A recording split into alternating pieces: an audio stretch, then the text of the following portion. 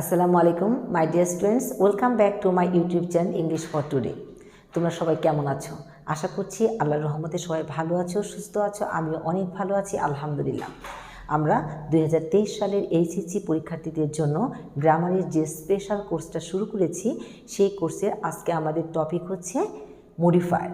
Modifier already দুটো class দিয়েছি, আর এই দুটো ক্লাস কিন্তু তোমরা অবশ্যই দেখে আসবে, কারণ ওই দুটো ক্লাস অনুযায়ী কিন্তু আজকের এই ক্লাস, ওই দুটো ক্লাস দেখার পর তোমাকে এই ক্লাসটা দেখতে হবে তোমাদেরকে।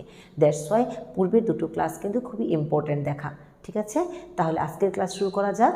আর পূর্বের যে দুটো ক্লাস তোমরা দেখেছো বা দেখোনি, অবশ্যই দেখে নিবে, কারণ ওই দুটো ক্লাসে আমরা প্রি এবং পোস্ট পড়িয়েছি।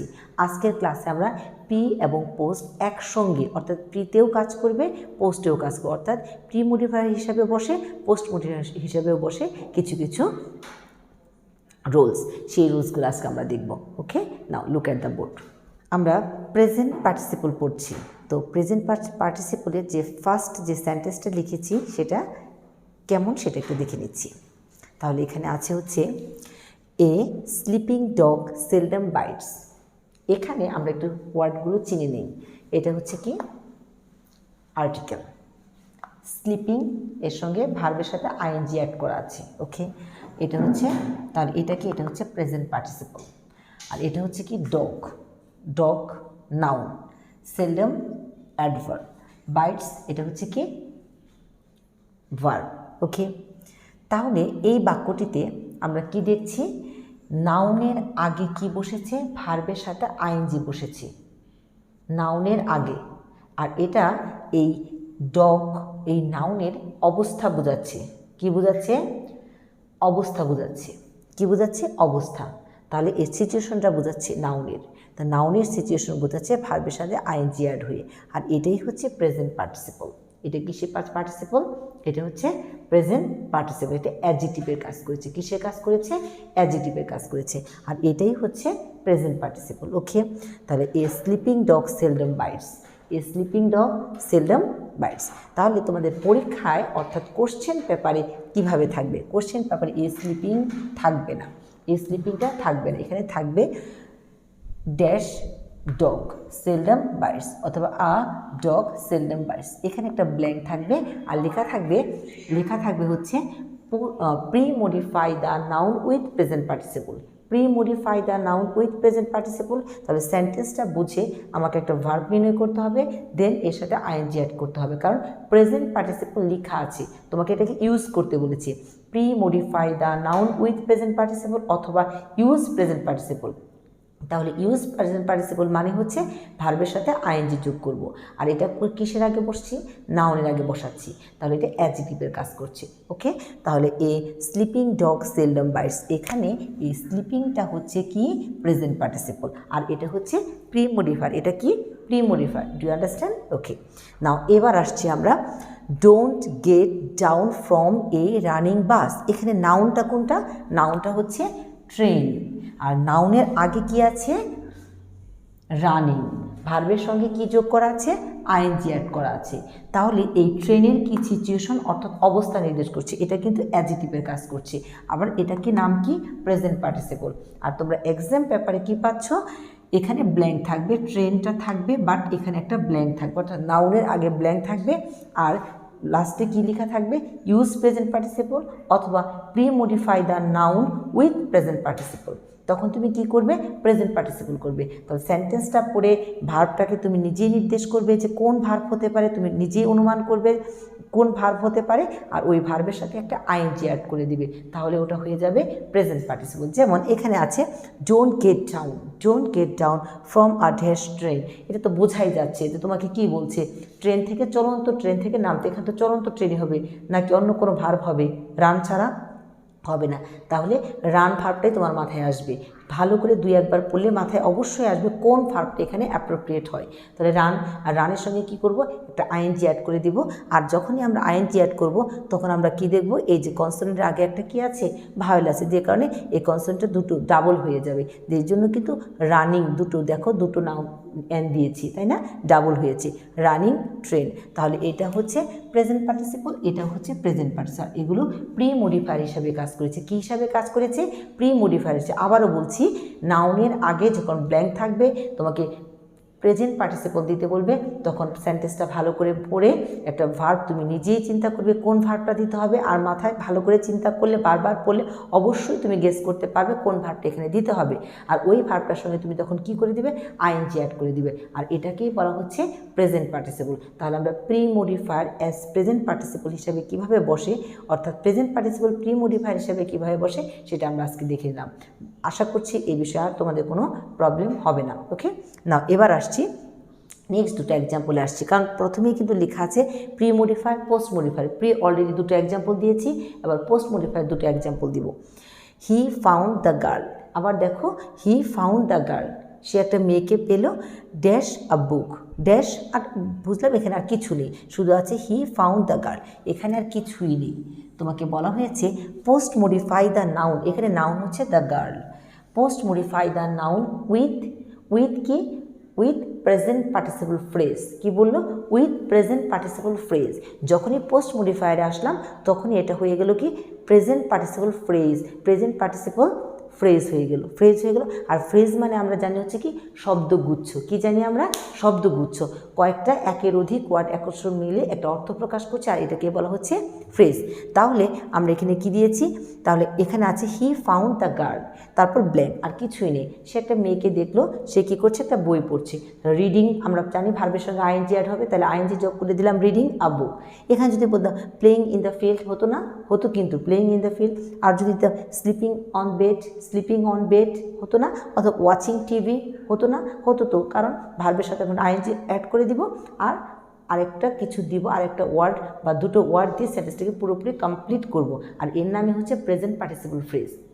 এখন প্যাসেজটা ভালো করে পড়তে হবে, কারণ প্যাসেজ পড়ে বোঝা যাচ্ছে মেয়েটা কী করছে, যে মেয়েটাকে খুঁজে পেলো মেয়েটা কী করছে, সে কি রিডিং করছে, পড়ছে, বই পড়ছে, না খেলছে, না ঘুমোচ্ছে, কী করছে, এটা ওই প্যাসেজ পড়ে তুমি আন্ডারস্ট্যান্ড করতে পারবে যেখানে কোন ভার্ব দিলে আইএনজি অ্যাড করবো আর কি আমাকে অ্যাড করতে হবে। ওকে, নাও এবার নেক্সট সেন্টেন্সটা দেখছি। They watched the train leaving the station. এখানে বলা হয়েছে post modify the noun with present participle phrase, with present participle phrase. তার মানে একটা প্রেজেন্ট পার্টিসিপল মানে ভার্বের সাথে আইএনজি যোগ করে আরেকটু কিছু অ্যাড করতে হবে, তাহলেই ওটা হবে present participle phrase.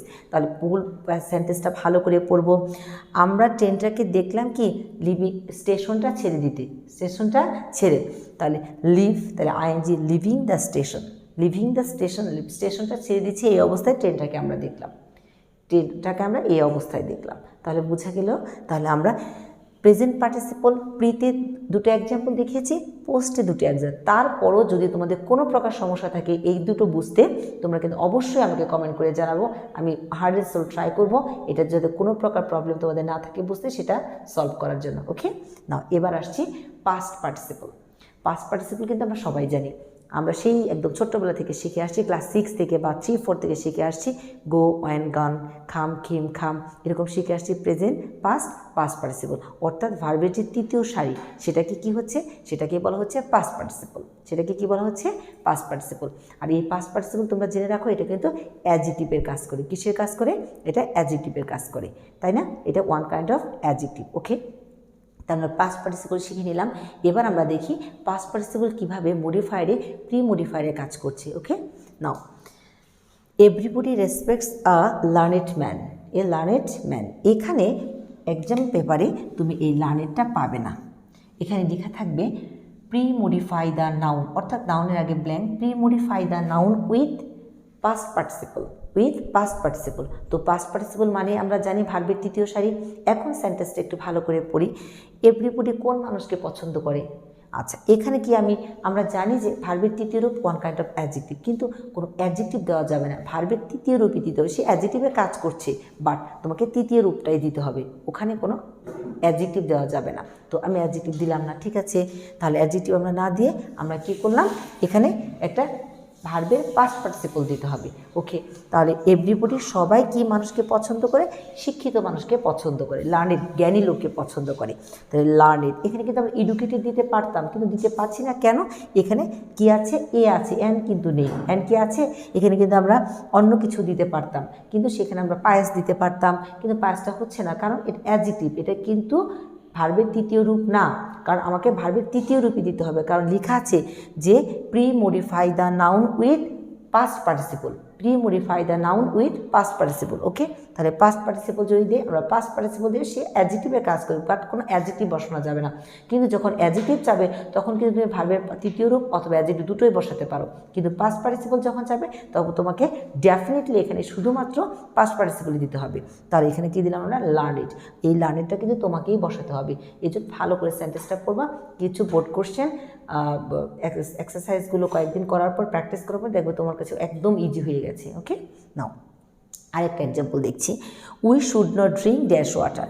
Exam paper এটা পাচ্ছ না, কোশ্চেনে এটা পাচ্ছ না, লেখা আছে we should not drink dash water. Okay, আর কোশ্চেনে লেখা থাকছে কি প্রি মডিফাই দ্য নাউন, নাউনটা হচ্ছে কি water, pre modify the noun with past participle. আচ্ছা, আমাদের কোন পানিটা ড্রিঙ্ক করা উচিত না?